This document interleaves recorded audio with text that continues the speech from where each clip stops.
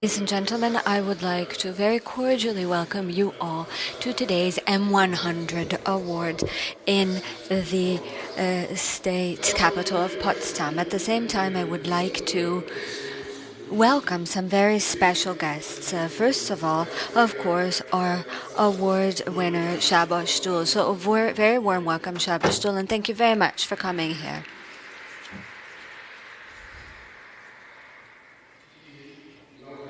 The laudatory speech, ladies and gentlemen, will be presented by the Human Rights Commissioner of the European Council, the Council of Europe, Dunja Mijatovic. She will join us via the video stream later on. A warm welcome to her. I would also like to welcome Mayor Exna. A very warm welcome to you too. And I would have loved to have welcomed our Minister of Finance and Vice Chancellor Olaf Scholz at this moment in time. Unfortunately, however, he is still out on the Autobahn, the highway, so he will be a bit late. I think he will arrive in round about 10 minutes, and then he will be able to address us this evening. That will be the political speech of this evening. Furthermore, I would like to communicate to you that unfortunately our Lord Mayor Mike Schubert will not be able to be present tonight. He fell ill. Of course, we wish him a speedy recovery. Someone else who cannot be present this night is Moritz van Dömen. It's rather ironic, but starting today, he has to quarantine because someone of his friends tested positive. And that is why Corona also shows its head and rears its head at this point in time. Ladies and gentlemen, it is a special challenge to host a special event like M100 and organize it during Corona times. And I do have to admit that in the board we had discussions going on as to whether we would be able to have this event this year. But I think it was the right decision to decide to meet despite the difficult situation, against the backdrop of the fact that we all have to deal with the social, economic, and political consequences of the corona pandemic. It is, of course, important that we find an international format in this context, and this is, of course, the goal of M100, so that we can deal with these topics at the end of the day. So surely it would be to capitulate in view of the crisis to maybe postpone or cancel the event. And that is why I would like to thank the board extraordinarily. They had very long and intensive discussions around this topic and had to adapt to ever-changing situations. Thank you very much, ladies and gentlemen of the board, for your very strong commitment. Ladies and gentlemen, a hybrid event such as we have today, in my opinion, also has its upsides. Against the backdrop that this afternoon,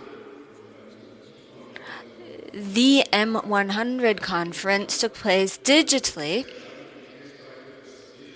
and this was characterized by the fact that very many renowned participants could attend. I am not sure whether they all could have made it here physically if they had had to travel here. And that is why, ladies and gentlemen, there are also upsides that come from this crisis. I already mentioned that this is a hybrid event, the benefit of this being that we can personally bestow the award, which is something of utmost importance, to have this done in a personal context, even though, of course, this takes place in a bit of a different way than we are used to. But I think this is also part of it, and awards, if possible, should be bestowed personally. Ladies and gentlemen, during the phase of the award, we also cannot do without digital components. Věra Jourová, the Vice President of the European Commission, will give us her words of welcome in a moment. I hope we all have a wonderful event, ladies and gentlemen. I hope we also have one marked by dignity, even though it has to take place under more difficult circumstances. And now Věra Jourová will speak to us. Ladies and gentlemen, it is a real pleasure and honor to be, although only virtually, with you. The colloquium focuses this year on the post-COVID media order. There are already many lessons that can be learned from this crisis. The COVID-19 pandemic has clearly demonstrated the essential role of journalists. Journalists have been working in the front line, sometimes putting their safety at risk to inform us. Readership and audiences have been record high, but revenues have been record low. The crisis has amplified pre-existing trends. The economic situation of the media sector was already fragile before the crisis, with the digitalization and increasing power of online platforms getting the bulk of advertising revenues. But media are not only losing money, they are also losing people. Even here in Europe, journalists are murdered. Journalists Daphne Caruana Galizia, Jan Kuciak, and also members of the team of French magazine Charlie Hebdo, which received the M100 Media Award in 2015. All these attacks make the media sector more vulnerable to those who want to interfere and impose their narratives. This means that our democracies are weakened as a result, because media are not only an economic sector, they are the pillar of democracy. You may know that before 1989 I lived in a country, communist Czechoslovakia, where there was no freedom of speech, there was no pluralism of media or even of thought. And I am absolutely sure this should belong to the past. It should never be part of our future, nowhere in Europe. Yet, the trends we see in some countries make me really concerned. Too often I see politicians trying to reduce criticism to fake news, trying to influence ownership of the media and content of the stories. We will shed some more light on these issues in the first edition of the Rule of Law report, including on measures put in place for the safety of journalists for each country in the EU. Building on this analysis, we will present a series of initiatives by the end of the year to strengthen democracy, rule of law, fundamental rights, and to help the media sector recover. Our historic recovery plan should also support the media sector while fully respecting its independence. We will also look very closely at the application of new rules on audiovisual media services. They notably strengthen the independence of media regulators and encourage transparency of media ownership. We are very determined to continue co-funding a series of projects that support cross-border investigative journalists and provide legal aid to those who need it. This is what the European Centre for Press and Media Freedom in Leipzig is doing. Ladies and gentlemen, the job of journalists is to look at the hands of those in power and keep them in check. George Orwell said that journalism is printing what someone else does not want to publish. This is why I am pleased that tonight we applaud and pay tribute to Szabolcs Dull. Mr. Dull, you have been standing and fighting for journalism. I also would like to pay tribute to many in your team who made the difficult decision to resign and are now starting a new project, Telex. I would like to give them my best wishes of success. And also my commitment that I am looking into all possible ways to improve the situation of media pluralism and freedom in the EU. Because in the post-COVID media order that I would like to see, journalists everywhere on our continent will be able to do their jobs freely and safely, in full independence and in fair economic conditions. It is the only way forward for democracy to thrive. Thank you.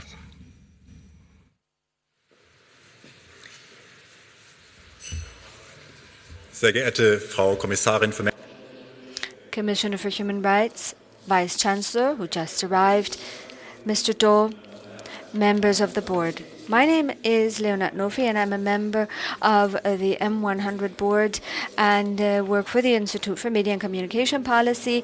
And I now am asked to summarize the outcomes of the digital meeting. Hundreds of experts came together, and up to an hour they discussed Neustadt, the future of the media order. I can only fail in doing that, and that is why I would only like to highlight some of the aspects and also would like to say what motivated us in planning this event. The M100 Sanssouci Colloquium is a special one for several reasons. The logistics was special, as John Jacobs just explained, but also thinking of the content. We meet 75 years after the end of the Second World War, 30 years after the German reunification, and in year one of the pandemic. COVID-19 led to insecurity, ambivalence, and a permanent living day by day. Surely also for you, above all, political decision makers, Vice Chancellor. But we then were able to focus on things that really matter, and free journalism is part of it. The end of the Nazi rule 75 years ago and the end of the Cold War are inextricably linked with this ideal. And one of the premises of that we had within the M100 board was that media freedom, pluralism, and journalism at the service of democracy in Europe are jeopardized more than they ever were, more than they were jeopardized in many decades. The acute dangers would be discussed during this context. If we would have discussed this matter 10 years ago, then oftentimes comments could be heard like, oh, it's nice that you look into the topic of journalism and international journalism.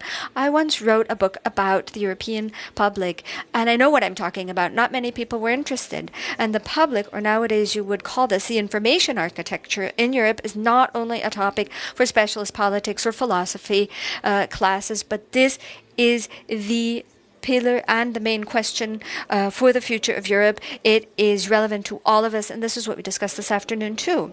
The challenges linked to this are being intensely discussed by the society, but nonetheless, sometimes what we lose out of sight is what it all could lead up to. This is reason enough for looking into the following question. How will our democratic media landscape, thinking of economic and social changes, will look like in 10 years from now?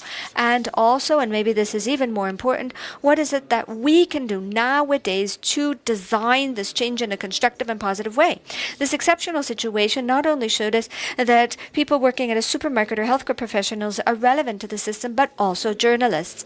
But again, these record reach of newspapers in the past months, for example, and the increased trust and confidence in news media cannot cover that there is a massive crisis in journalism, and this has become worse during the recession post-COVID-19. We talked about AIDS and support programs, and the publishing companies are entitled to this, as every other company is too. Commissioner Jourová also talked about this. Nonetheless, one of the messages that I take away from today is that this is not sufficient.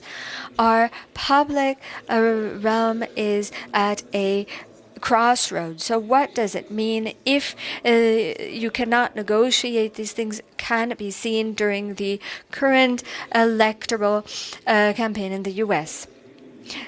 So there would be entire regions where fake news, hate speech, and a disgust of democracy reign. And what that could lead to is actually something that could become a reality. And this is the outcome of a scenario on the Media Landscape 2030, which a young group of journalists conducted before our meeting today, and this was presented today. This shows a multifaceted but very clear drawn picture. Things can become ugly, and this goes in different directions. It could become authoritarian or hyper-libertarian. So the future is very much a paradox. But what we can clearly see at this moment in time and is the technological situation that publicity, the public, will take place. So there is a lot of advance in AI. There is the melting of physical and virtual world. This will have an impact on media and journalism, which will change very much. Parts of our world will be accompanied by a digital identity, which does not only comprise of communication data, but a host of sensory data and behavioral data that we produce every day. How will the media companies use this information, and what is the purpose? Who will be left behind because they lack the media skills? Who will participate? Who is not worth the while to participate based on the structure and the data economy of the capitalism of Silicon Valley? This is only a selection of decisive future questions, which basically nowadays are not questions anymore. Of course, you could agree with the author Robert Musil, the man without qualities, at some point in time sighed, "You can do whatever you want in the sleaze of powers, it doesn't matter at all." Quote. But it's not necessary. And we have seen that this is so important. We are all in this together. It's do or die. The U.S. activist Cory Doctorow also mentioned this at the end of the conference. But of course, there are also chances and opportunities to have a more inclusive, more resilient public in which independent public journalistic offers would prevail, in which there are discussions and debates on European, on global matters. There could be more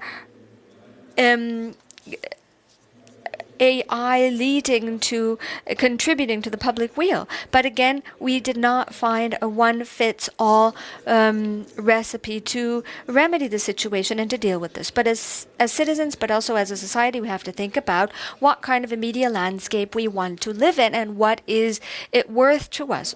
What is the value?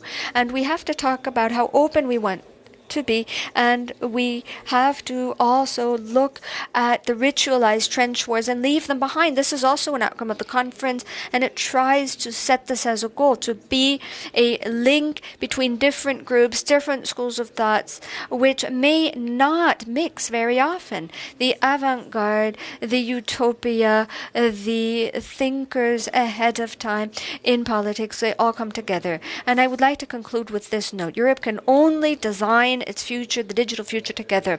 There is controversial discussions on what this means, but we do see the trend. We need more digital sovereignty, not thinking of isolation or believing that we can create the European Google. This is not absolute sovereignty, but this is a code for being able to do more and creating the frame conditions for creating transparency, participation, media freedom, protection of data, etc. Ladies and gentlemen, what we considered to be normal for a long period of time when it comes to journalism is not a reality. But you don't even have to take a look into the history books. Looking to Hungary would suffice. What is normal? And what kind of a media landscape do we want to live? This basically can only be answered in a normative way. It is too important so as to leave it over to the publishing companies or the associations. Public service for the democratic public. This is something that we have to discuss as a society, and I think that I speak on behalf of all of the participants of today's colloquium. We have to make a contribution. The debate is not over, it just started. And now I would like to hand over to Minister of Finance and Vice Chancellor Olaf Scholz.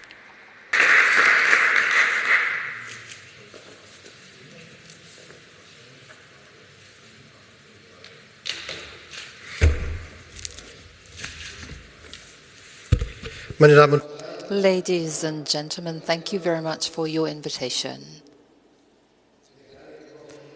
I am delighted to be here, not only because I live in Potsdam and I like the Orangery Palace so much, but also because I'm looking forward to the awards ceremony.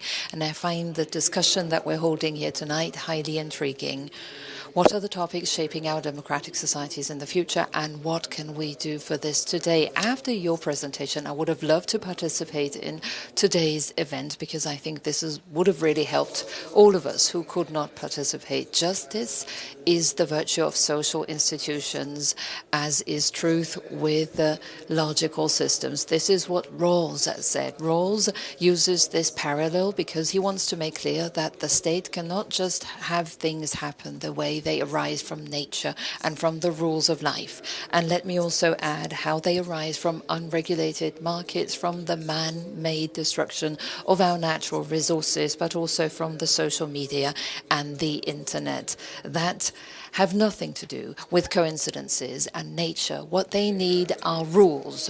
So this is right at the start of Rawls' book that has the title Theory of Justice. He has the hypothesis we need rules that see to justice and solidarity and equality, but also it is the task that we should stand in for the truth. We should not underestimate this, and we should not leave this up to the free play of forces, and I think Rawls would have agreed to this.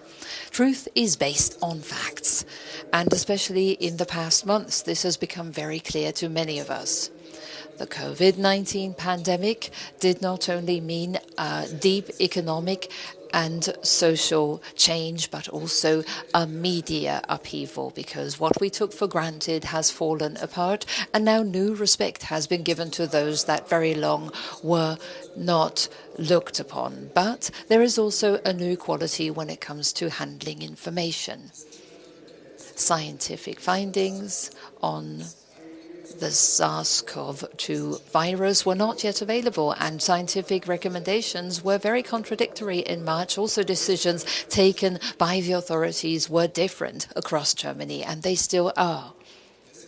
Facts, certainties, rumors, and trying to distinguish them was not trivial, as it is very often. Serious and unserious sources and how to distinguish those, that was not trivial either. This is why it is necessary to say, in the political sphere, in the public realm of a democratic system, it has to be possible to agree and refer to a common perception of facts, and as Timothy Snyder said, to believe in truth. And to see to this is the task of democratic institutions and also of civil society and journalists. Because so that facts can really gain full power in public, journalists are indispensable. Their work has to be independent and it has to be legally protected at all times. But everywhere across the world there are big and small autocracies. They fight against journalists that do not publish what they want. They arrest them, they threaten their families, and sometimes regimes do not even hesitate to kill. The development of the media landscape is a highly sensitive indicator of the stability and quality of a democratic order. And this is why it is so important to honor and support those that, despite all resistance and threats, still report on what is needed. They risk everything and are not intimidated, just as recently in Belarus. This is a message that can also emanate from Potsdam through the M100 Sanssouci Colloquium and be sent out into the world. Democracy requires public debates, transparent procedures, and accessible facts, because part of the non-codified competence of the fourth power and fourth estate is to organize public reflection, as it is a professional form of democratic conversation. This would comprise questioning and calling into question, research and also collecting information, assessing this and commenting on it. And we should never forget, we should never lose sight of the ability of a society to establish a consensus. Like audiatur altera pars, the journalistic ratio requires to show everything that is relevant, to have everything speak that is relevant, so that citizens can form their own judgment. The central concept is public sphere in this concept, because in the public sphere we constitute the general. We do not have algorithms that are focusing on selection. What is general is what everybody has to know, so that we can all live together in a good democracy. And this is something which becomes especially visible through journalistic work. So today we have to wonder how this can be preserved at the age of digitalization. Let us look back. We can see that hardly anything embodied this journalistic ideal like the traditional weekly and daily newspapers. And even if it appears that way, it is not a matter of the medium, it is that we need to combine serving the common good and also economic purposes. And through the diversity of advertising revenues, we could combine both for a long time. And in the ideal scenario, quality journalism would be the concept of enlightenment as a business model.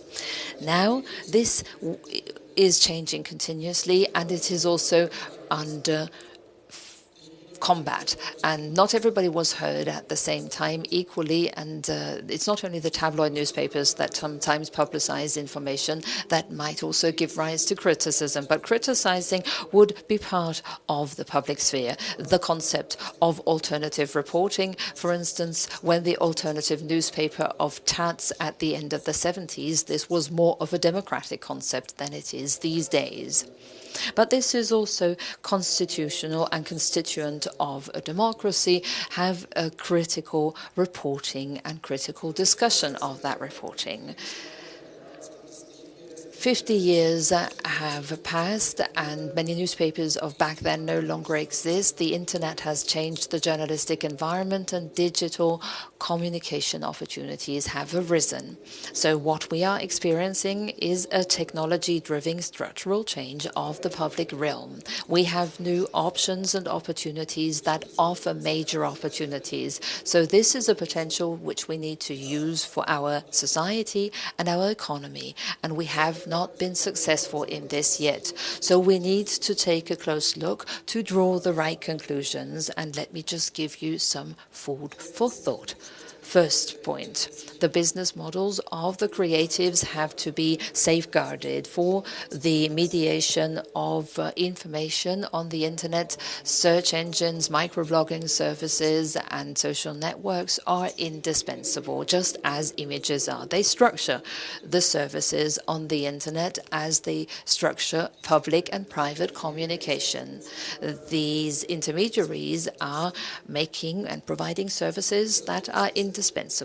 How useful this is what we can see by the use which is taking place in the millions and the economic success of them. The consequences for traditional newspapers are very well known. Advertising customers are going online. The intermediaries receive a major share of the advertising revenues. And in the newsrooms and teams where reflection and research is happening, massive savings have to happen. But one thing is for sure, this newspaper crisis is a financing crisis and not a relevance crisis. And this is a point where we can start. So we can make sure that business models exist and are developed that stand for reasonable journalism. My second point, the future of journalism is something which is characterized by quality, not only by the speed of the spread of information. An online newspaper as well has to offer well-researched information and should not just reflect uncommented opinions, because this is what exists anyway on the social networks for free. And the democratic realm has to make sure that those journalistic products can be spread and they have to be protected. We cannot just rely on the few digital newspapers that are not for free and that work. So we need to make sure how the production of journalistic content can be supported. supported, even though the government has to refrain from being too intrusive. And this is why the tax rates for print and media products were harmonized. So since 2018, the reduced tax rate is also applicable to online newspapers in Germany. When enabled this at the European level, you have to be able to earn your money with journalism online and offline, and to combine both is maybe more easier now than in the past. Third point, not only for the production but also for the dissemination of journalistic content, we need to make sure that both is strengthened. At the moment, the television is the medium with the largest share in opinion shaping. This has been unchanged. The coexistence of private and public media services in Germany is wise, and this has led to a situation where some troubles have not arisen, especially the elderly. The older generation prefer television, but every year the importance of the online media is increasing. With young people between 14 and 29, the importance of the internet for shaping their opinion is twice as important than in the overall population. A couple of internet portals are amongst the top 10 of media offers for the 14 to 29-year-olds. So the intermediaries are the information selectors of the future, and we want to find journalistic content in them, and this is why we have to wonder what this means for the regulatory landscape. One thing goes without saying: fundamental rights, the freedom of information, and safeguarding democracy is a regulatory task. The free play of forces on the internet is not enough. The stronger the market power of individual actors, we need to make sure that we have regulations that ensure diversity. For instance, when it comes to selection criteria by algorithms, citizens have to be able to understand whether what they see is a shared reality or whether this is just a filter bubble. Fourth point, algorithms can also be different and do different things. The internet is the home of specificities, and sometimes this is the virtual society of singularity, which is even amplified. Algorithms direct the attention of users. They produce a personalized set of recommendations, and mostly they always show the same excerpts of reality. And this is, of course, much different from the traditional subscribers, newspapers, where the editorial team will select the information and comprise this. But what is general can also be made accessible through wise and intelligent algorithms. Fifth point, we have to sanction abuse and need to counteract disinformation campaigns and hate speech. The social media are no area where there is no rule of law, and this is something we should guarantee. And intentional manipulation has to be prevented, especially when this is aimed towards influencing free elections. The instruments for this will have to be readjusted all the time. It is going to be a permanent ambition of the media legislator, but this is something we can tackle, even though it might not be as easy as it was with the newspapers in the past. With the law on the fight of right-wing extremism and hate crime, which will have to stand the test of time after it has been adopted, we have tried to attempt a solution. The Media State Treaty is another attempt. 16 federal states have found a new level of quality for media regulation together. For the first time, intermediary media platforms and user interfaces have become part of this regulation. We have the ban on discrimination and the imperative to be transparent so that equal communication opportunities are created. The visibility of serious information will be enhanced so that journalistic and regional content can be found more easily. And not least, the self-responsibility of the internet community will be enhanced and strengthened through increased requirements towards the accuracy of research. So this treaty is a good contribution to ascertain the diversity and plurality of opinion. A participatory procedure was taking place beforehand. So we had different media outlets, different associations, representatives from the industry, youth protection associations, sports and journalistic associations, health organizations, and many citizens who participated in this process.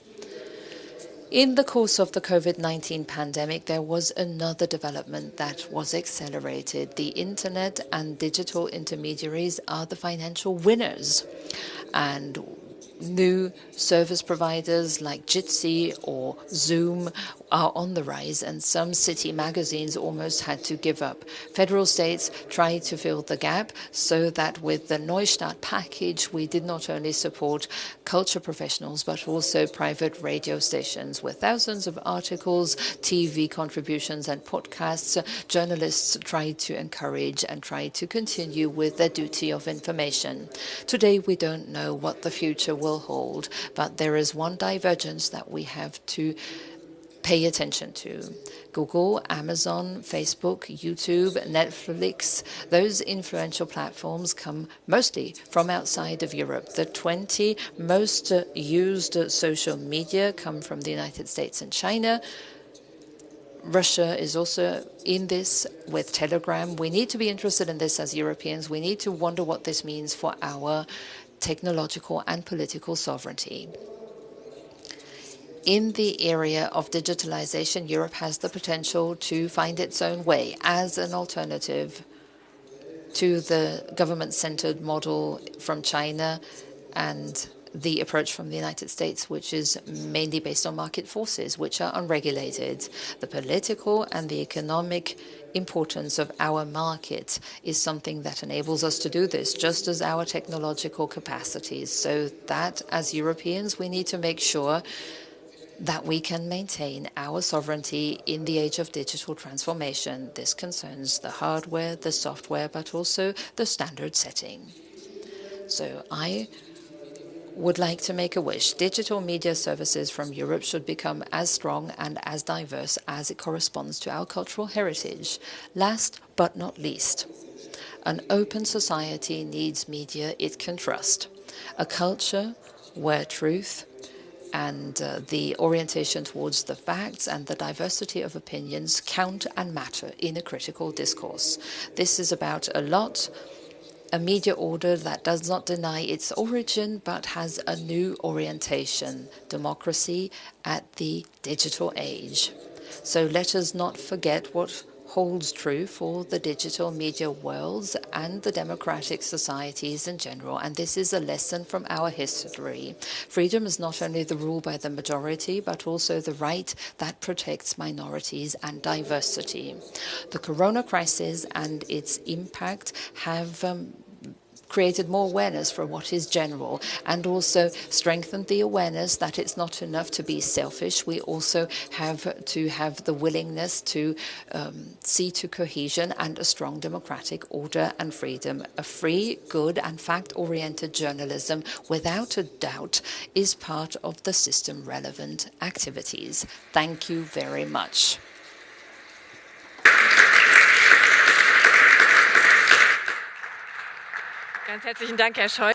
Thank you very much, Mr. Schulz. Please stay with us for a moment because we would like to have a panel discussion and have a couple of questions as good journalists, questions relating to your speech, but I would also like to invite the other guests to the panel, please.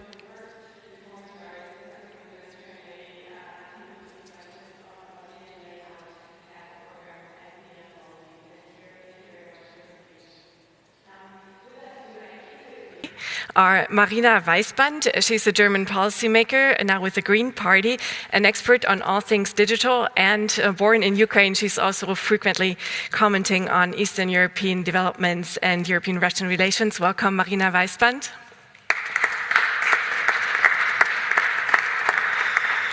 We have here with us to John Kampfner. He's a longtime correspondent for various British news outlets, an author, a political commentator, founder and CEO of Creative Industries Foundation, and he's currently promoting his new book, Why Germans Do It Better, and I'm sure Herr Scholz would like to know everything about it. Please welcome John Kampfner. And with us to discuss tonight via digital channels are Masha Gessen. She's a writer and columnist for The New Yorker, one of the greatest minds, I may say, that I have personally ever read from. So I'm a big fan. Welcome tonight, Masha Gessen. Thank you. And joining us too on a digital channel, Hanna Stjerne. She's the Director General of Sveriges Television, Sweden's national public television, and also a journalist with a long time experience as a reporter, news anchor, and correspondent. Good night, Hanna. Hi.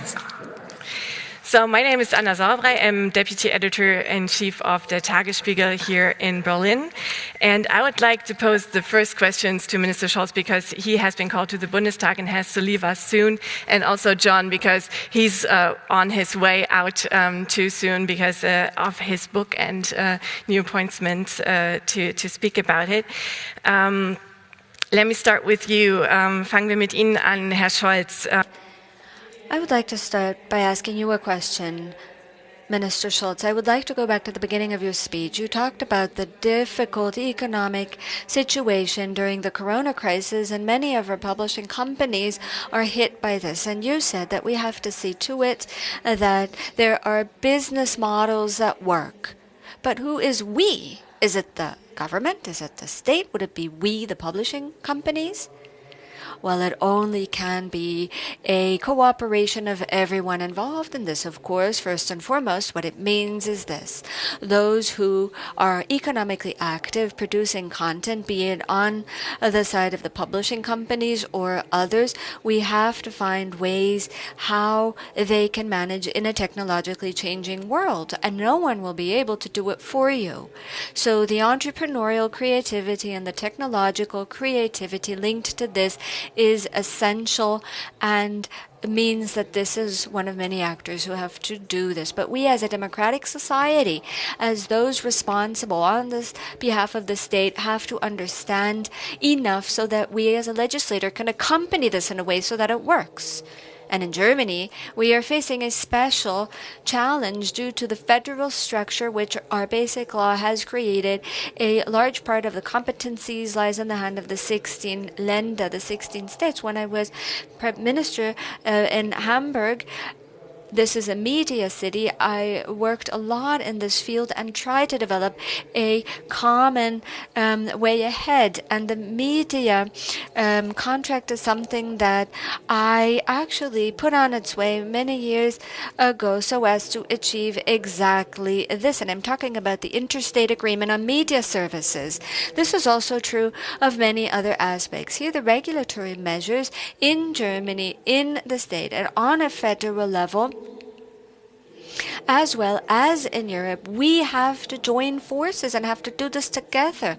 And we have to tackle the challenge and agree that we want to do this, because otherwise everyone will do their own thing and it will be dispersed.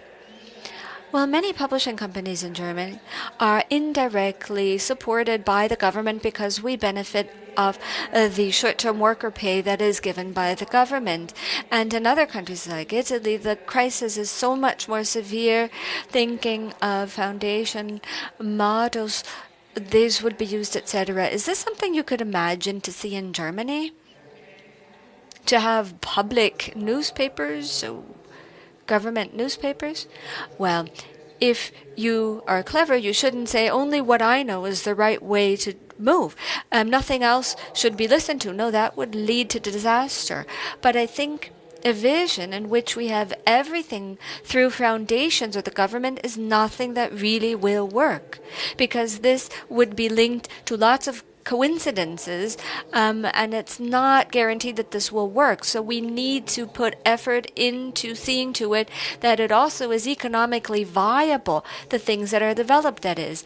And actually, it would be making life too easy if you actually disregard the question, how can you earn money with good journalism, with high quality journalism? We should not shy away from answering that question, and everything else would be only exotic aspects of a media order, which basically has to work with revenues which have to be generated in a sensible way.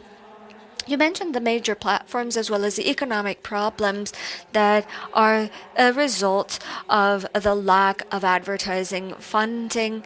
And this is also something that was mentioned multiple times during the conference. Oftentimes, the call was to regulate these platforms. So what could such a regulation look like, and how can Germany advocate for this in an international context?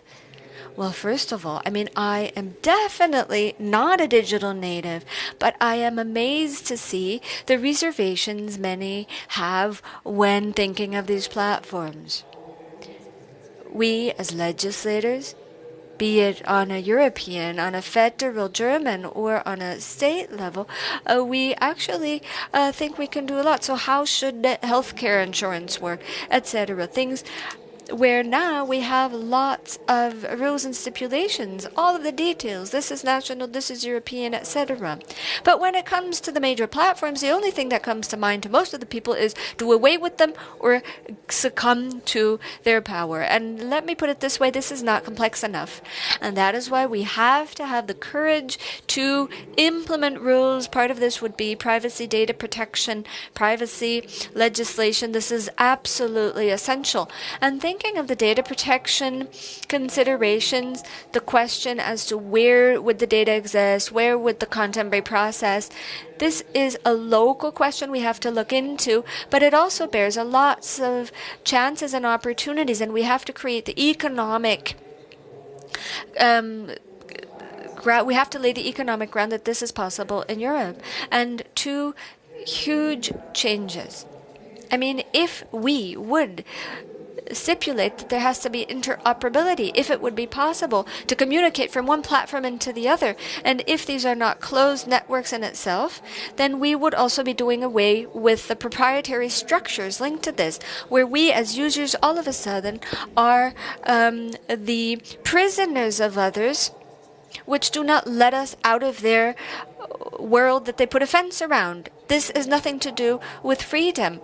Like the other question is there a container with my data that I can make accessible to others? I'm trying to technically describe what is happening digitally. So all of these would be aspects of a media order which we should really regulate. We should have the courage to do that. One last question to you before you may have to leave, but of course it would be wonderful to have you be part of the discussion as well. We will honor Szabolcs Dull this evening. He's sitting there in the front row, and he was fired as the editor-in-chief at Index. So thinking specifically of Germany as holding the Council presidency in Europe, what will Germany do so as to better safeguard the freedom of journalism in Hungary? Well, I fear that the couple of months we have up until the end of the year will not be sufficient to negotiate this topic in a conclusive way. But now, together with the European Parliament, as well as in general, this has to be a task we do not shy away from. And actually, I said this on purpose at the end of my speech. Democracy means protecting minorities. And I am very excited, if I may say this as a social democrat, if some people mock liberal democracy.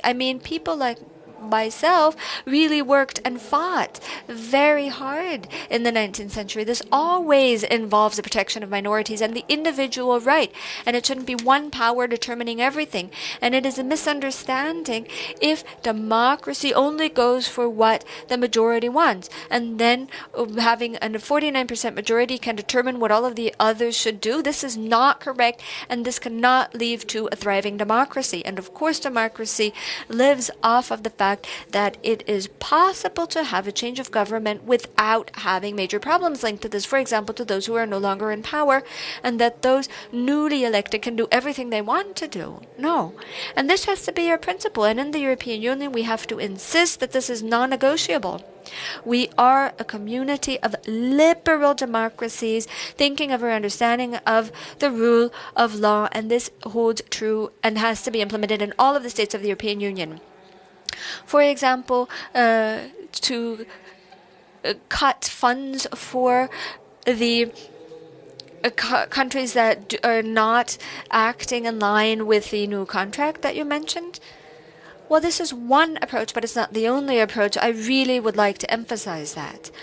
I think that we should not give up at this point. I also would like to say this also because unfortunately I cannot be present during the award ceremony, but I'm very happy to know that you will receive this award. But the situation is this.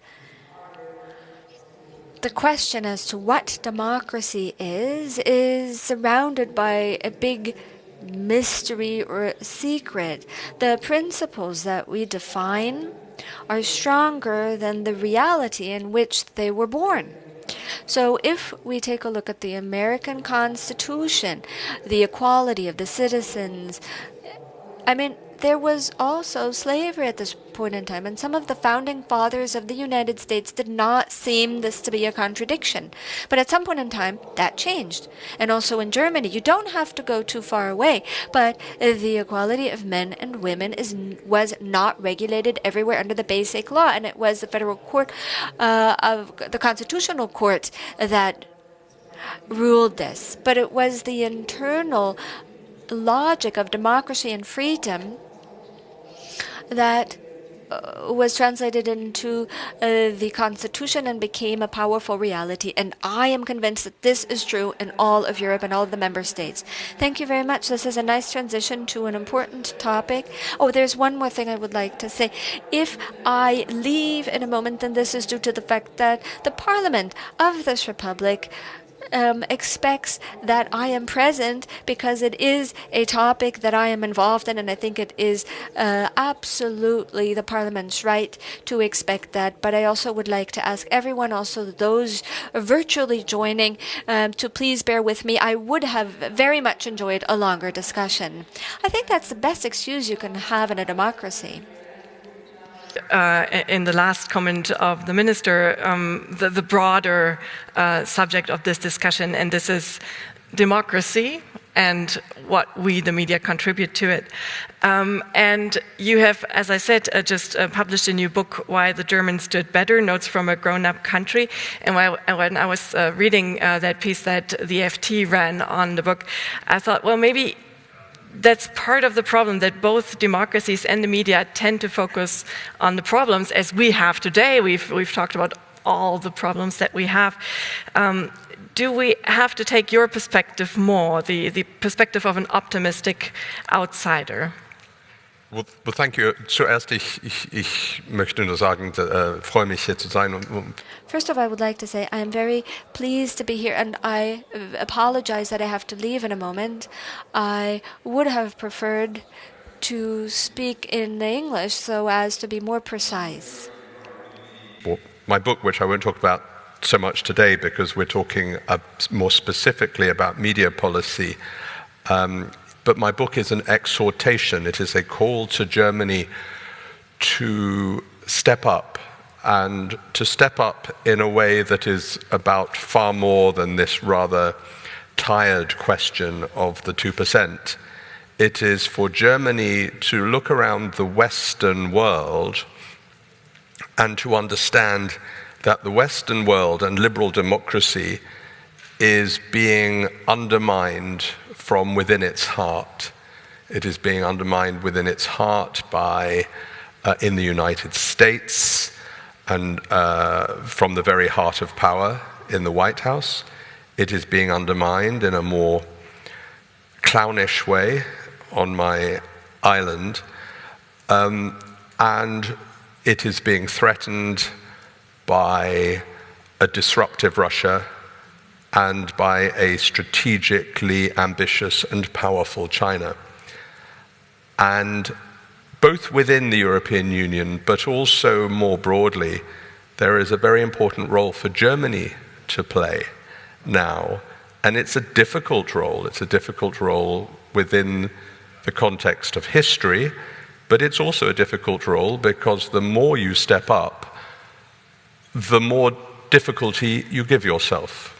You enter what I call the gray zone, where you have to make difficult decisions, sometimes really rough decisions. But there is no comfort blanket for Germany anymore. There is no protective shield. That doesn't exist, even if, as I think most right-minded people would wish.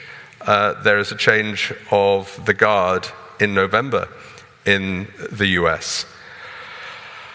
On the specific points, if I may, I very much appreciated the minister's speech. And you said something that I found fascinating, which is that the main problems with mainstream media, with traditional media, are not relevance, they are predominantly financial.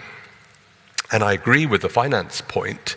If you look at digital advertising, it varies from country to country, but in many countries, Google and Facebook's stranglehold on digital advertising revenues are 80 to 90%, and something needs to be done about the whole financial underpinning of media. But I would contend that it is also about relevance, and that there is a problem of relevance nowadays. If you take my country, one of the few great global exports that we have, the BBC, publicly funded and still well funded, although the funding is decreasing, it is hemorrhaging young people. Young people are deserting it everywhere. And they're trying, and they're scratching their heads. And I think an interesting challenge for the panel this evening will be, and the discussions earlier were excellent, will be to look at what can be done. The old traditional appointment to view, when the family all sat around the TV set and everybody watched the same thing, people read the same thing. It's changed. In some countries it's changing less quickly. In Germany it's changing less quickly. But people now watch what they want to watch, and most importantly, they hear what they want to hear. We have the echo chamber that is only increasing, both on the liberal side and on the nationalist populist side. So the great challenge, I would say, for what one hopes will be a better funded, carefully regulated mainstream media is how does it reconnect or connect with a generation that is only wanting to hear what it wants to hear and only to read what it wants to read. And it's not just a generational thing. We see that in the great culture war that has been taking place in the last 5 years.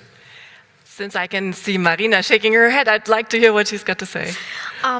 Thank you so much for your point. I do agree. I do completely agree. But I think if we want to fix media, we don't have to start with the media. We have to start with our surroundings. You're right. We used to sit around the table and watch TV, but we don't anymore. Yet we have a common space. We have our communes, we have our cities, we have our schools or our working place where we have common interests. And what I think is such a well-educated public, such a public with the means to get information from everywhere, with the means to voice their opinion everywhere, we can be more democratic in these areas, in the communes, in the schools, in the working place, and we can come together. And these are the places where we'll need to kind of synchronize the stories that we hear, because we'll need them for discussion, as a base for discussion. And we need this common ground that you really importantly pointed out, and that is being destroyed by Russian trolls, by conspiracy theorists, and so on. So what I think we need is nothing less than a second enlightenment. And I think we need journalists to lead that, because we need journalists as providers of truth, information, and also we need them as educators. And the educational space mustn't be just, oh, how do we sell our stuff? It must be a collective effort, not only by journalists, but also by politicians, also by teachers, by corporations, to give space for communal decision-making, because that is what we need journalism for. Thank you. I would like to now turn to Masha Gessen, because I think the common ground that we're lacking and that many say is missing for our democracies is something that is a much more viral problem in the United States than it is in Europe. And I would like to hear from you, how do you think the media has coped so far with Donald Trump's presidency? And do you think that if we see a change in the presidency after November, will that common ground be repaired? Well, I mean, if we see a change in the presidency after November, many things will become better, although, I'm a little reluctant to talk about it in terms of repair, right? Because I think that it's incredibly tempting to think of this truly damaging presidency as an isolated event, right? But in fact, the ground for a Donald Trump was prepared over the course of many years, both in the public sphere and in the way that more specifically American politics had transformed and American identity had transformed, right? So it is not a question of bringing things back to where they were. And that, of course, applies to the sense of shared reality, right? This reality was bifurcated before Donald Trump came along. In fact, that is the ground that he stepped onto so fruitfully. But if I may, I want to go back a little bit to some of the other things that were said, and just call on us to question our assumptions a little bit, right? We talk about the marriage of advertising and media as though it were somehow natural. It were like the order of things and the way things always were. There's nothing self-evident about thinking that our news, right, or the sort of the information that makes democracy possible is married to the sales of products, right? I mean, there was an extraordinary confluence, especially in the post-World War II world, where advertisers of consumer products needed vehicles for their advertisers, right, for their ads. And those vehicles turned out to be very convenient for the information that we needed to have a shared reality. But again, there's nothing natural about that, nor is there anything natural about entrusting the most important part of democracy, which is the public sphere, to private profit-driven entities. And there shouldn't be anything surprising about that system breaking down, right? I don't think it's a question of fixing that system. I think it's a question of questioning the assumption that system ought to work in the first place. I think it was quite an accident, a fortuitous accident, that it worked for as many decades as it did. What's the And the other thing I would like to say is on the subject of relevance, right? I think it's both. It's both ends, right? It's we have the financial problem and we have the problem of relevance. And I think that the question of how do we make things relevant to young people, to people in general who are listening and watching only what they want to watch, may not be exactly the right question, right? Because I think that what we had, for example, in the United States when we had local media in the long ago days, is we had local media, advertiser supported, that carried information that was of interest to only a few people. Right? For example, full reports on the meetings of school boards. But those few people who were truly interested in the full reports of meetings of school board were the people who made local democratic mechanisms work. Right? And it's still true that it was only a few people. Right? So the question is not how do we make more people interested in the meetings of school boards, right? It is how do we deliver that information? How do we make sure that the public sphere functions in a way that people who are invested in democracy have access to the necessary information, and that we can have a kind of sense that we know what's going on in our community, right? Which is ultimately the purpose of journalism, is to show you what is happening when you can't see it. How do we make that community-based process continue? One question to the first part of your answer. What's the alternative? What's the alternative to advertisement-driven media? I think the alternative is public funding. I mean, we do not expect the parliament to support itself by renting out space. Why do we expect the fourth estate, an essential pillar of any democracy, to support itself by renting out space? Olaf Scholz wants to jump in. Before I leave, possibly there is a chance for a reaction, and I would try to.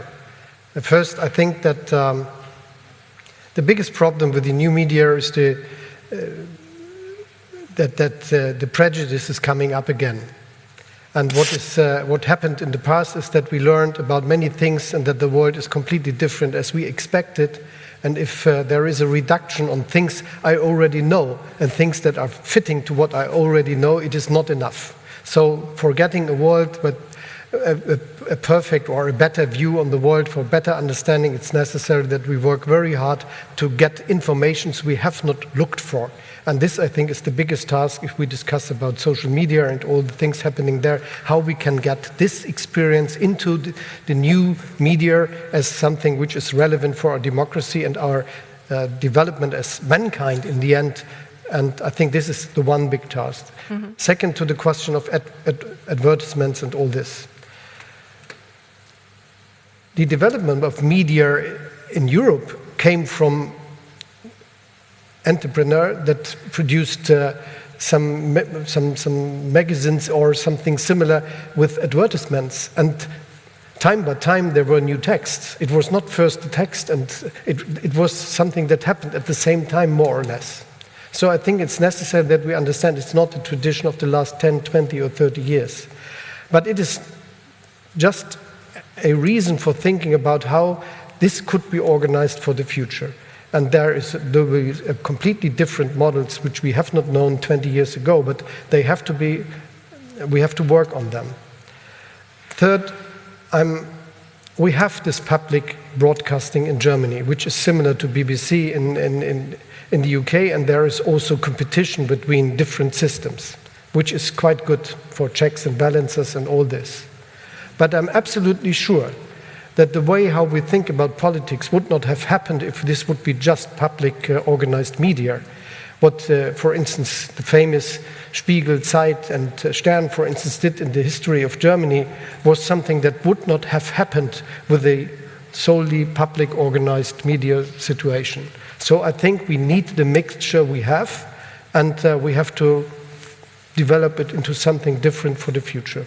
So thank you for letting me saying this intervention, and thank you for participating. And I wanted to react to Masha Gessen because I loved very much her book about Russia. Thank you very much, and have a good way back to the Bundestag. Thank you very much, Ashley. Hannes-Janne, maybe this is a good moment to turn to you, speaking about public funding, because you work for a news organization that is publicly funded. Would you say that's the model that can be expanded to other media organizations, to newspapers, even to online outlets? I think it's interesting to look at what really happened during the pandemic, during this spring. Because if you look at the figures from different media companies during this spring, they have gone up really high. If you look in Sweden, you could see that some of our TV broadcast programs, they went up, they doubled their audience during the spring. But also, Sweden is a very digitalized country, and our online news service was also doubled during this period. And when it comes to funding, you could see that a lot of the private media companies also had a very large numbers of people coming to them during this period.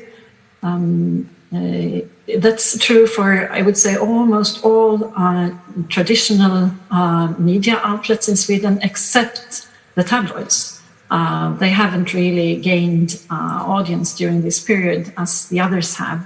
And also the trust in social media has gone down during this period. So when it comes to audience figures, traditional media has been very strong. When it comes to trust levels, the trust in traditional media has gone up really high during this period. And also when it comes to funding, and that's interesting. If you look at the biggest newspapers in Sweden, they are more or less now subscription-based. They don't lean so much on advertising as they used before. So they're much more leaning on digital subscriptions. And during this period, they have gained a lot of new digital subscribers, also among young people. And in periods during this spring, they actually opened up their news outlets, the digital news outlets, for free in periods, because the information, the journalism during this spring and this period in time has been really essential for people. So they open it up for freely in periods, and then they close it down only for subscribers some periods. And altogether, they have really gained support during this period. And it's also interesting in one of the most digitalized countries in the world, actually. Mm-hmm. And do you believe that this is something that will stay on, or is it just a momentum where people are afraid, they seek information, they come back, they return to traditional media outlets, but once this is over, they maybe return to whatever they have been watching or following on YouTube and other channels? Do you think this is the new trust will stay on? Of course, it was a peak this spring. You see that in the numbers too. But a lot of the trust still stays.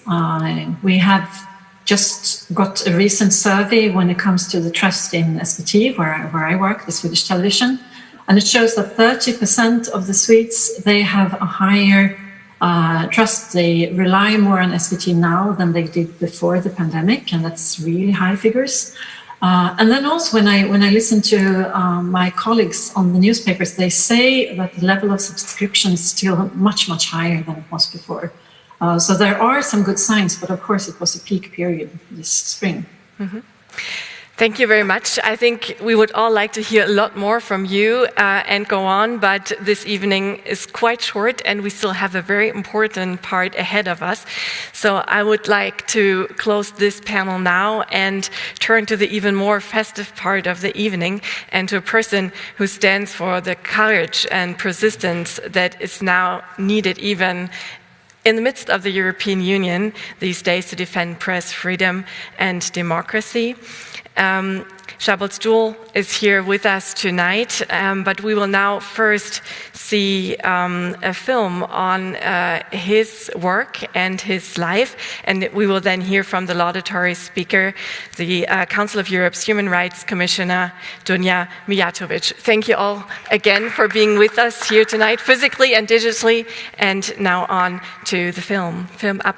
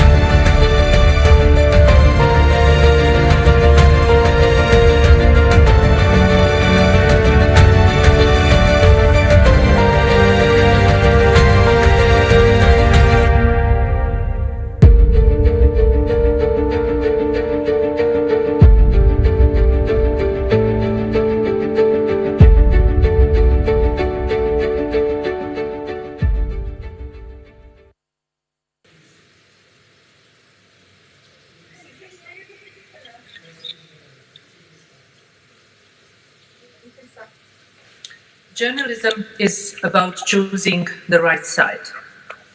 When you work in this field, you choose to take the side of those who seek out and tell the truth. You choose to think and act with independence, freedom, and objectivity. You choose to serve the public good. This is part of the appeal of journalism, attracting so many young people who dream about exposing injustices and corruption, holding to account those in power, and hoping to change society for the better. I think this sort of concrete idealism can be found in the work of Szabolcs Dull. Over the past decade, you have remained loyal to the ideals and values of a form of independent journalism which delivers public service. This is all the more honorable because it happened in a country where the majority of news outlets have lost their independence. Despite yourself, Szabolcs, you have become a symbol of the struggle for media freedom in Hungary. You were an intern at Manager magazine when the editorial staff left after a change in the editorial line in 2007.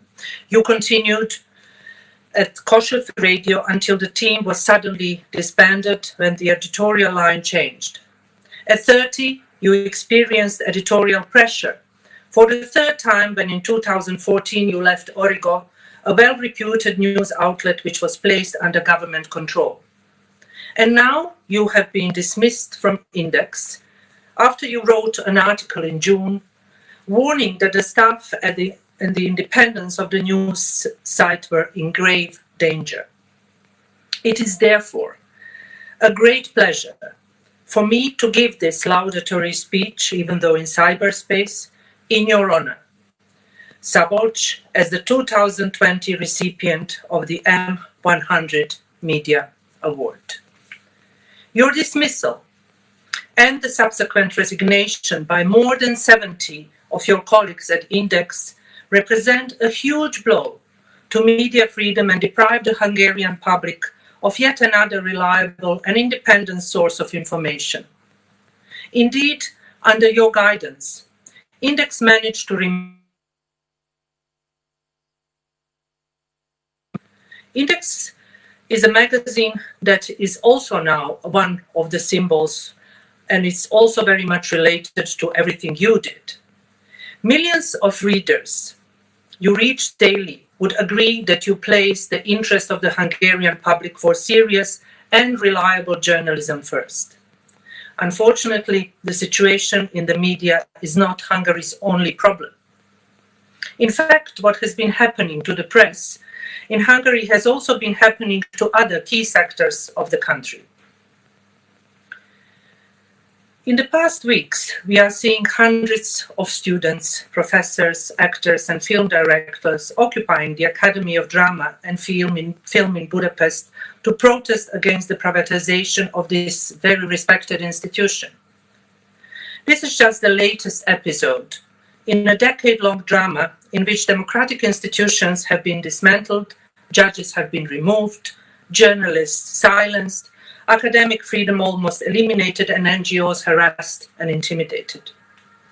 In Hungary, we do not see, I would say, the spectacular forms of repression or intimidation that we see in some other European countries. The repression is subtler than that. It comes from unilateral and obscure board decisions like the one through which you were dismissed. It comes from legislation making it almost impossible to carry out independent work. It comes from decisions that selectively assign advertising revenue so that those who displease the authorities are forced to reduce or cease activities. The recent decision of the Hungarian Media Council not to renew the license of Klub Radio is a good illustration of the types of pressure independent media face in the country. That the media in Hungary is in danger is no news, unfortunately. Already in 2010, One of my first visits as a newly then elected OSCE representative on freedom of the media, I was in Hungary. And the legal analysis I presented to the government then showed that the media package was due to be adopted would seriously restrict media pluralism, curb the independence of the press, eradicate the autonomy of the public service media, and have a chilling effect on freedom of expression and public debate, all of which are essential for democracy.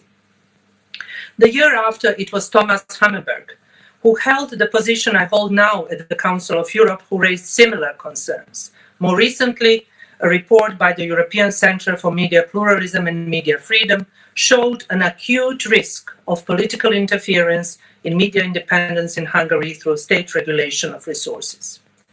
The government has so far denied that there is any repression of media freedom. On 31st of July, a few days after your dismissal from Index, an alert concerning your case was created on the Council of Europe platform dedicated to the protection of journalists. The government of Hungary replied 2 weeks later with a few lines stating that your dismissal was just an issue of labor law and that Hungarian legislation fully ensures journalistic and editorial freedom in line with international standards. I disagree.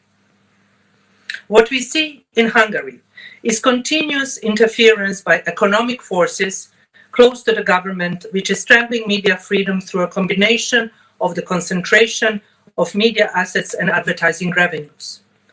Despite the grim situation, the battle for a free media and for democracy in Hungary is far from over. Hungarian society is showing strong resilience, which I welcome and support.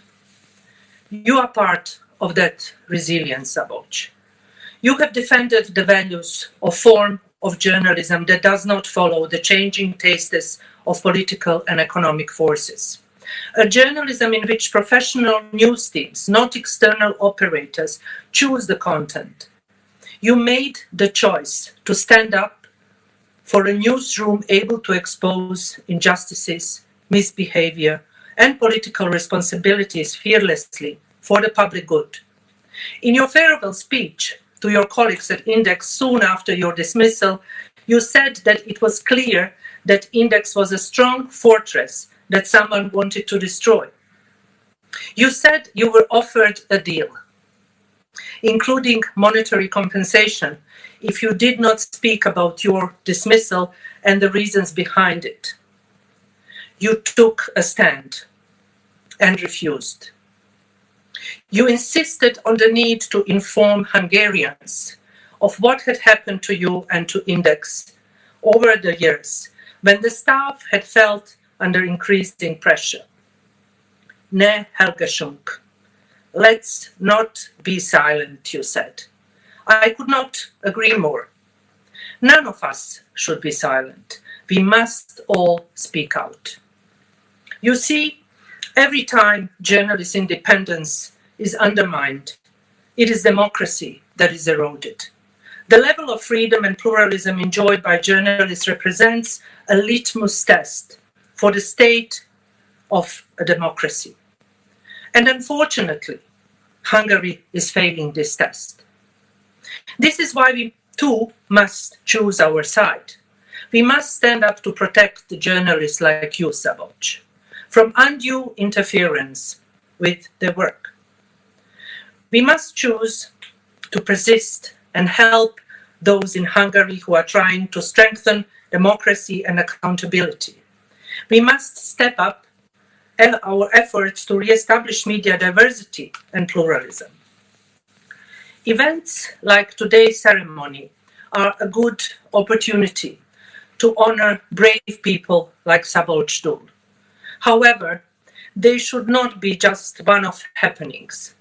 We must use such events to keep the spotlight on Hungary and any other country where media freedom is endangered and persist in defending and promoting human rights, democracy, and the rule of law.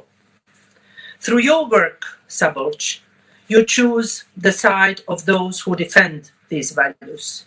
Someone felt that you stood in the way of private interests. They choose to dismiss you, hoping to silence you, but they choose the wrong side of history.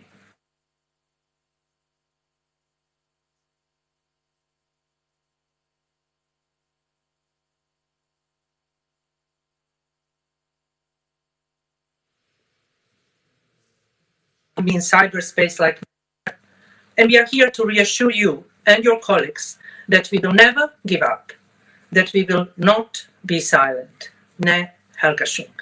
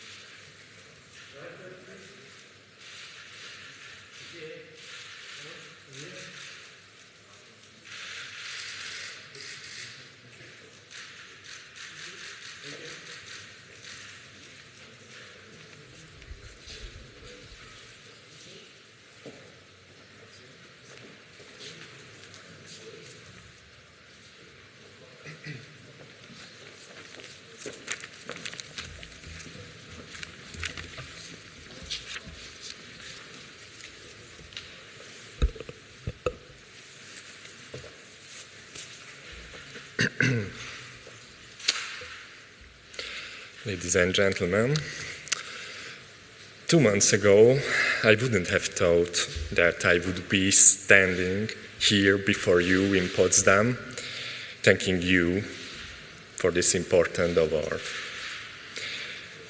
2 months ago, I was sitting in a newsroom in Hungary as an editor-in-chief, fighting for the staff of the country's most visited news site to stay together. 2 months ago, I was leading the tightest-knit newsroom of Hungary that always took a stand by and fought for the freedom of the press.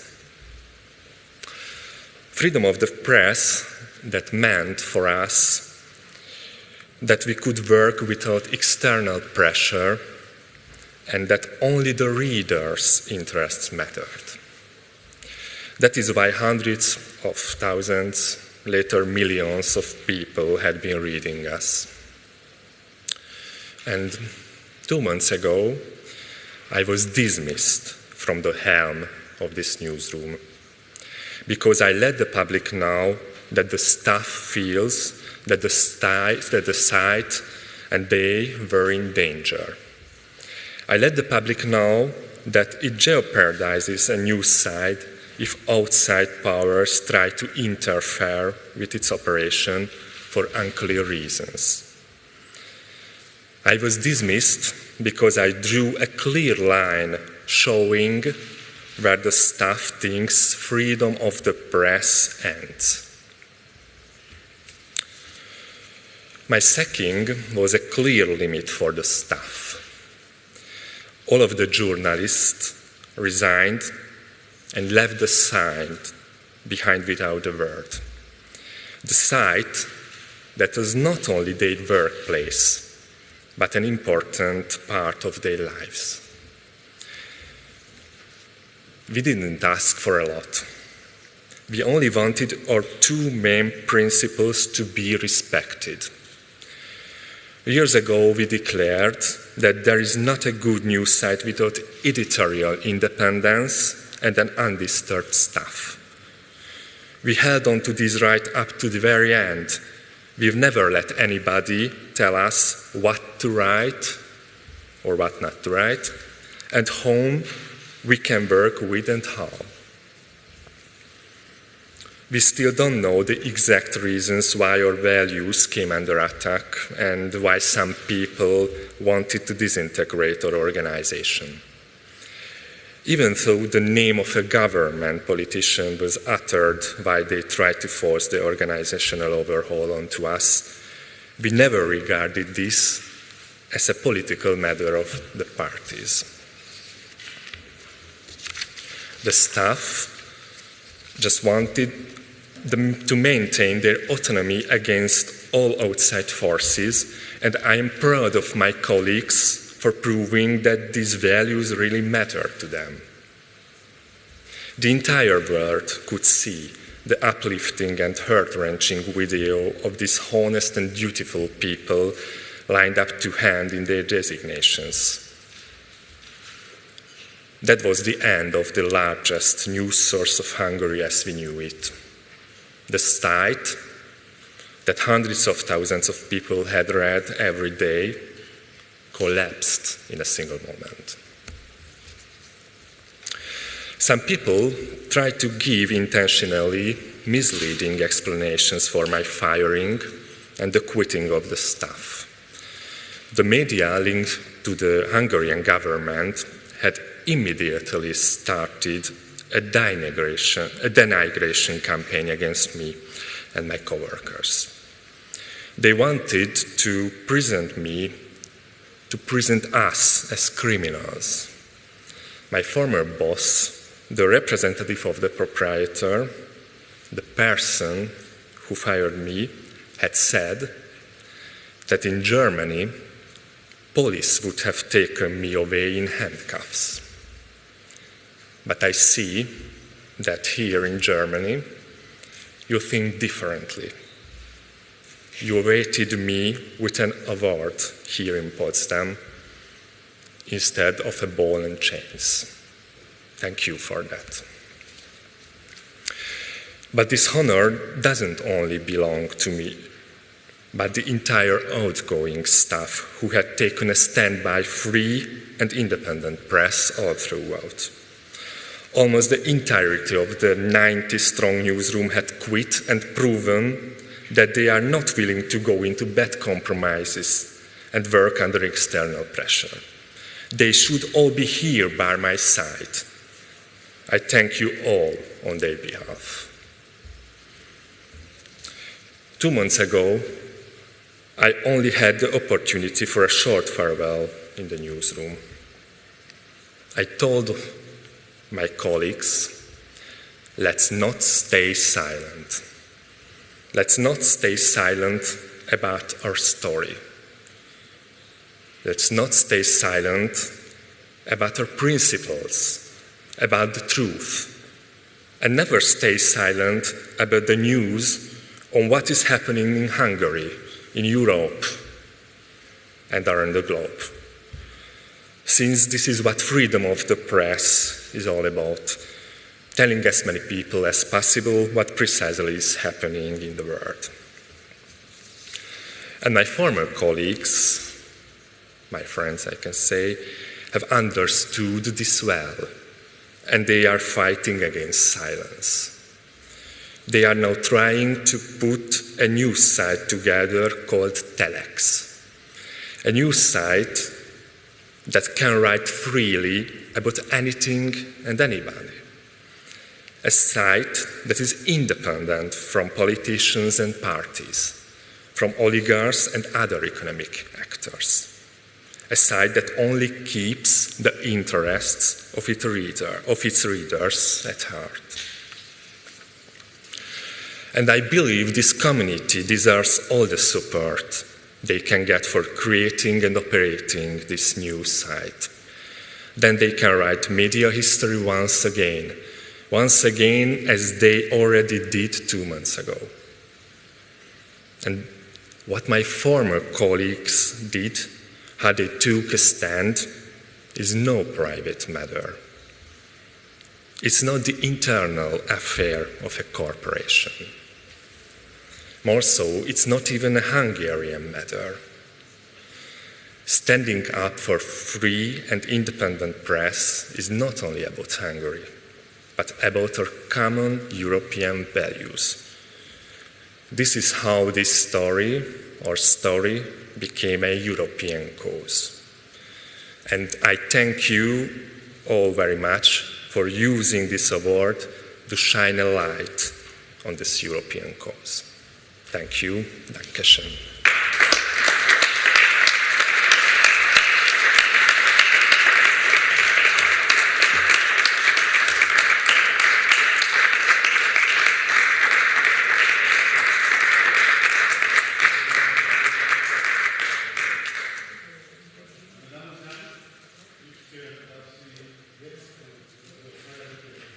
Unfortunately, the microphone is not on and the interpreters in the booth cannot hear what is being said.